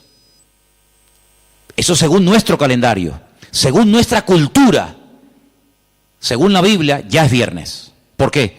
Porque en cuanto cae el sol y ya se puede ver, aunque sea una sola estrella en el firmamento, automáticamente ya estamos al día siguiente. Entonces dice, entonces todo es al revés. Bueno, hay que saber estas cosas. Nuestro calendario gregoriano, inventado, mandado a hacer por un papa, tiene 365 días. El calendario bíblico tiene 360 días. Otro dato a tener en cuenta. ¿Qué te parece? Y así podríamos contar cantidad de detalles que cuando uno va a la palabra, uno tiene que conocerlos. Porque si no, ya estás partiendo equivocadamente.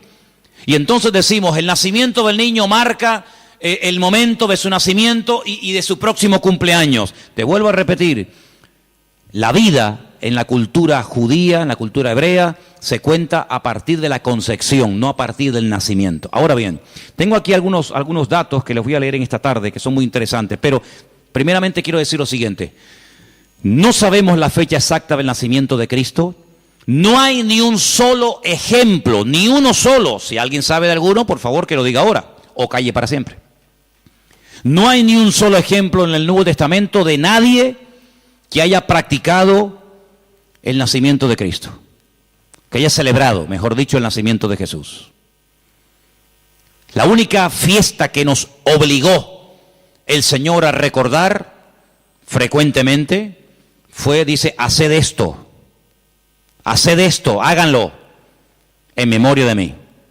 Y cada vez que comáis este pan y cada vez que bebáis de esta copa, mi muerte estáis anunciando hasta que yo vuelva. Es una orden. Yo sé que hay movimientos cristianos o evangélicos que no practican esto de tomar pan y vino asiduamente, porque dicen que es algo simbólico. Bueno, yo solamente lo digo con todo mi respeto, no saben lo que se pierden. Y es una interpretación incorrecta. Yo creo que es bíblico y estamos todos de acuerdo, ¿sí o no? Que hay que partir el pan y el vino. Hombre, hay iglesias que lo hacen todos los domingos. Elena, por ejemplo, se crió en una iglesia que todos los domingos, sí o sí, todo el domingo a la mañana, se llama culto de comunión. Por eso, porque se da la comunión. Hay iglesias que lo hacen una vez al mes, otras iglesias una vez al año, etcétera, etcétera. Pero que hay que hacerlo, hay que hacerlo. Pero Jesús nunca dijo, los discípulos nunca dijeron, Pablo nunca escribió, Pedro nunca escribió, Santiago nunca escribió, ningún discípulo escribió, y también tenéis que recordar todos los años el nacimiento del Mesías. No. Mira, recordamos cuando partió el pan y el vino e inauguró el nuevo pacto. Recordamos su muerte, claro. Recordamos su resurrección. Recordamos la venida del Espíritu Santo en el día de Pentecostés. Recordamos un montón de cosas, pero bíblicamente no te puedo demostrar, no lo puedo hacer. Te estaría mintiendo. No te puedo demostrar bíblicamente que los primeros cristianos celebraban el nacimiento de Cristo. No lo hacían. Ni siquiera es un mandamiento de la Biblia el celebrar dicha fiesta. Entonces te estoy dando información para que lo sepas. La fecha exacta del nacimiento de Cristo no se encuentra registrada en el Nuevo Testamento. Ahora, el famoso día 25 de diciembre ha sido un día que en el mundo pagano, en el mundo greco-romano, ustedes saben que estaban los babilónicos, luego vinieron los medos persas, a continuación los griegos y después los romanos. El Antiguo Testamento, lo que llamamos vulgarmente Antiguo Testamento, termina con el imperio medo-persa. Pero cuando empezamos a leer el Nuevo Testamento, nos encontramos a los romanos. Y tú dices, ¿pero y los griegos? ¿Ves? La Biblia no te da información sobre los griegos. Pero entre el Antiguo y el Nuevo Testamento, que hay 400 años de silencio, ¿sabían eso, no? Nuestro Antiguo Testamento, ¿cuál es el último libro del Antiguo Testamento según nuestra Biblia? Malaquías. Pero cuando tú vas a una Biblia hebrea, tú te das cuenta que el último libro del Antiguo Testamento no es Malaquías, es Segunda de Crónicas. Da igual, el orden no altera los factores, ¿no? Sea uno, sea otro, son exactamente lo mismo, aunque el orden es diferente. Pero cuando se termina de escribir, cuando el último profeta del Antiguo Testamento terminó su mensaje, supongamos que fuera Malaquías, hasta que encontramos al siguiente profeta predicando. ¿Y quién fue el siguiente profeta entre el Antiguo y el Nuevo predicando? ¿Quién fue? Juan el Bautista. Hay 400 años de silencio. No hubieron profeta entre Malaquías y Juan el Bautista. ¿Y cómo se guiaba la gente? Por la palabra. Ahí estaba todo escrito, todo comprimido, todo condensado, y fue un tiempo de silencio, de palabra profética, pero la palabra ya estaba escrita. Luego la gente querían palabra, vayan a la palabra, valga la redundancia. Vayan a la escritura y ahí encuentran todo. Bien. Entonces cuando vamos a estudiar la palabra de Dios, nos encontramos que ese imperio que no aparece en el Antiguo Testamento, que son los griegos, que aparece en esos famosos libros que yo he recomendado muchas veces que lean, Primera y Segunda de Macabeos, que son la familia de los Macab, que significa martillo en hebreo. Los macabeos son los que martillaban, los que machacaban. Y en estos días en Israel se está celebrando una fiesta que no tiene una base, vamos a decir, bíblica, sino es un mandamiento bíblico el cumplirla, vaya, pero que es una fiesta que en estos días ya se está celebrando, y les voy a demostrar que Cristo la celebraba, aunque no era mandamiento, Él la celebraba, y es una fiesta que se llama la fiesta de Hanukkah. Y por eso ustedes cuando van a Israel van a encontrar que hay dos modelos de candelabro diferente. Está el famoso menorá, que tiene 7 brazos, y después se encuentran la Hanukkía. Menorá es el de 7, Hanukkía es el de 9. Y tú dices, ¿qué diferencia hay entre uno de 7 y uno de 9? Bueno, te lo voy a decir. El candelabro de 7, la menorá, era el que se utilizaba primeramente en el tabernáculo y después en el templo, pues para iluminar. No había luz eléctrica, no había un interruptor y se encendía la luz, sino que se ponía aceite, ¿verdad? Se iluminaba para que el sacerdote pudiera moverse y pudiera ministrar en el templo, ¿verdad? Ya dimos en su día una explicación de que el primer versículo, quédense con este dato, el primer versículo de los primeros 5 libros de la Biblia, Génesis 1.1, Éxodo 1.1, Números 1.1, Levítico 1.1 y Deuteronomio 1.1, nos explican todo lo que tiene el el menorá? ¿Cuántas palabras tiene en hebreo el primer versículo de Génesis? 7 brazos. Otra característica de la menorá la encontramos en Éxodo 1:1 y así sucesivamente, pero no voy a entrar en detalles acerca de eso. Pero en la época de los seleucidas, en la época de los griegos, déjeme que les cuente algo de historia, que es bueno saberlo. Cuando Alejandro Magno muere, dicen que era homosexual, no dejó descendencia. Es el único imperio que pervive después de la muerte del emperador, pero no en sus hijos, sino en sus generales. Por eso Daniel, cuando está en Babilonia, dice que él vio a un leopardo con 4 cabezas. Y las 4 cabezas son los 4 generales que cuando Alejandro Magno muere, se reparten en 4 pedazos el mundo que había conquistado Alejandro Magno, ¿verdad? Uno de los trozos que se reparte tenía que ver con Israel. Y allí estaba el famoso Antíoco Epifanes, que era terrible, terrible. Ese fue el que se atrevió a meter a un cerdo dentro del lugar santísimo y sacrificarlo y de esa manera, humillar y avergonzar a Dios y en fin, tantas cosas, ¿no? Esa es la famosa abominación desoladora, la profanación del lugar santísimo. En esa época de los griegos había una familia compuesta por una serie de hermanos que se propusieron restaurar la vida política y espiritual de Israel.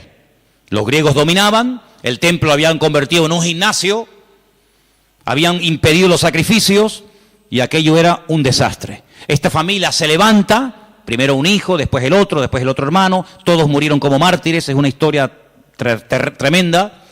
Y estos macabeos, que no se llamaban macabeos, sino una especie de apodo, los que martillaban, los que golpeaban, pelearon militarmente, cuerpo a cuerpo con los griegos y los derrotaron, los vencieron, los echaron de Israel y restauraron el culto en el templo.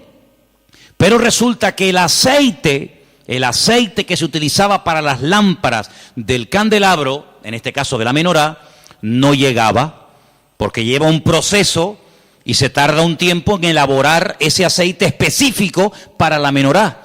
Había muy poco aceite. ¿Qué ocurrió? Oraron al Señor y el Señor hizo que la poca aceite que quedaba durara milagrosamente más tiempo de lo que habitualmente duraba.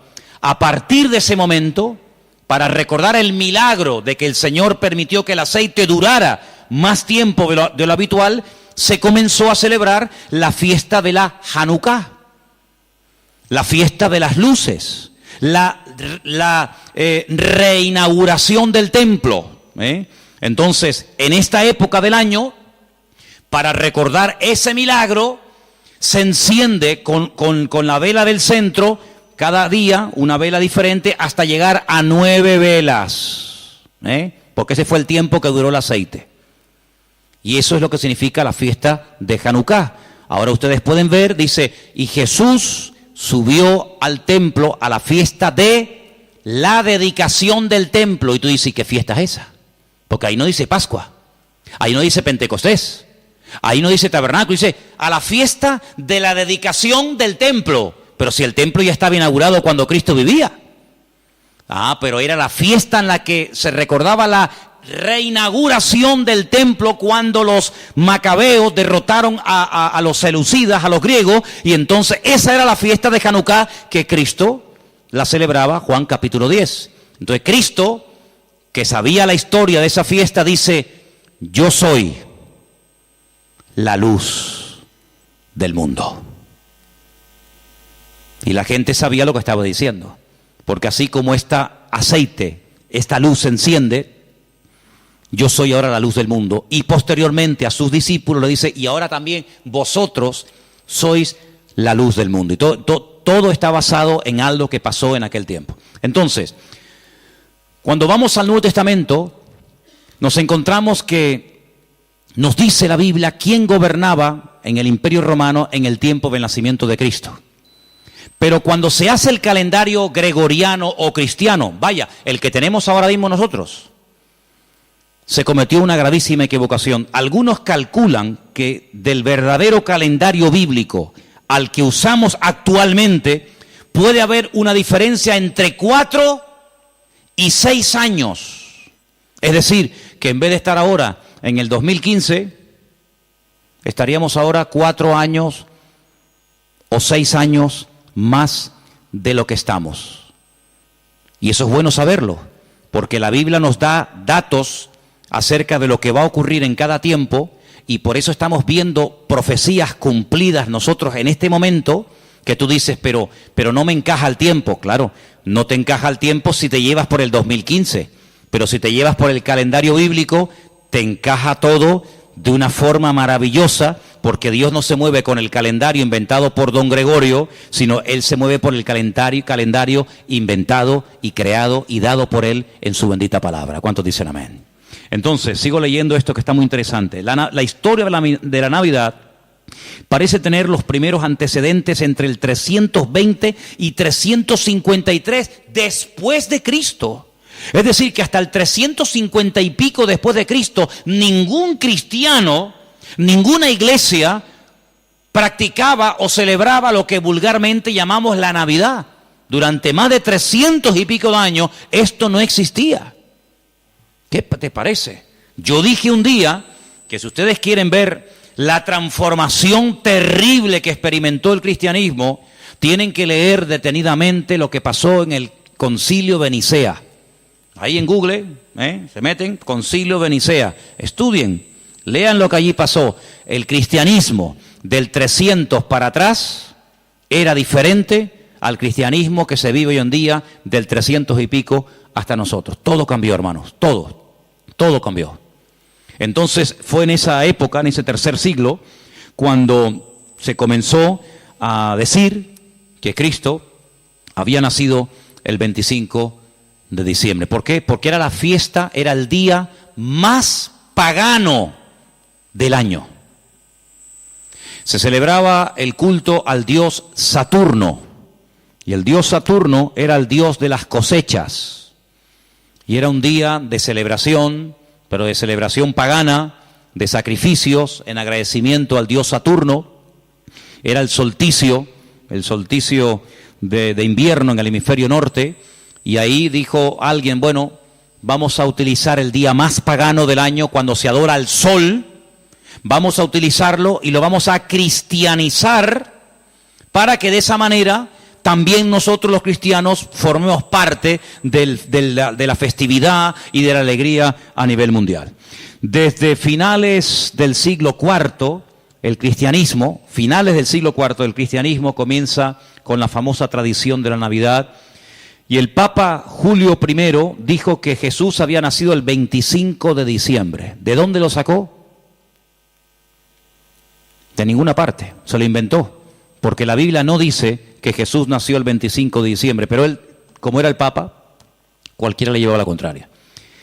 Era el día en el que se celebraba, como acabo de decir, el solsticio de invierno en la antigüedad, y era el día en el que las costumbres y las tradiciones heredadas, las costumbres y mitos y leyendas más aberrantes, se llevaba a cabo, y entonces se utilizó para que la gente supiera que también Cristo había nacido en esa época, y de alguna manera pues utilizar el paganismo, utilizar las festividades, pues para decir, bueno, Cristo también nació en esta época, ¿no?